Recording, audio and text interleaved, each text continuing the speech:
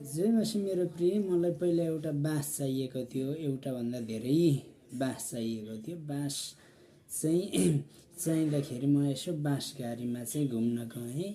धेरै व्यक्तिहरूले चाहिँ बाँसघारीमा जति बाँसहरू छ सिधा र राम्रो जुन छ त्यो छान्दै काटेको मैले देखेँ। किनकि मेरो प्रिय, यस पृथ्वीमा पनि म धेरै व्यक्तिलाई यसो हेर्छु। धेरै व्यक्तिलाई हेर्दाखेरि उनीहरू जति धर्मी भएर सोझो भएको छन्, उनीहरू त्यति नै हेपिएर उनीहरूको जिन्दगी तमाम भएको छ। जो व्यक्तिले एकचोटि हेप्छ त्यो व्यक्तिले बारम्बार हेपिबस्छ। त्यो भएको कारणले मेरो प्रिय, किनकि यस पृथ्वीमा जिउनको लागि चाहिँ धर्मी भएर जिउनको लागि चाहिँ धेरै कठिनाई र तकलिफहरू छ।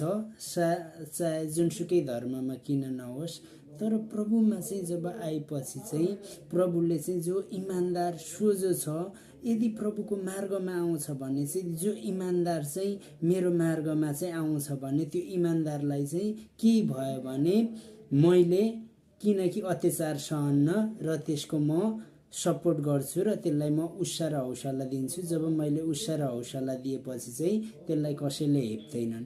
त्यस्तै मेरो प्रिय, यस पृथ्वीमा जिउनको लागि र जबसम्म हामीले प्रभुलाई चिनिँदैन र प्रभुको मार्गमा हिँडिँदैन भने चाहिँ हामी जति सिधा र धर्मी भए तापनि हामी चाहिँ यस पृथ्वीमा जिउनको लागि धेरै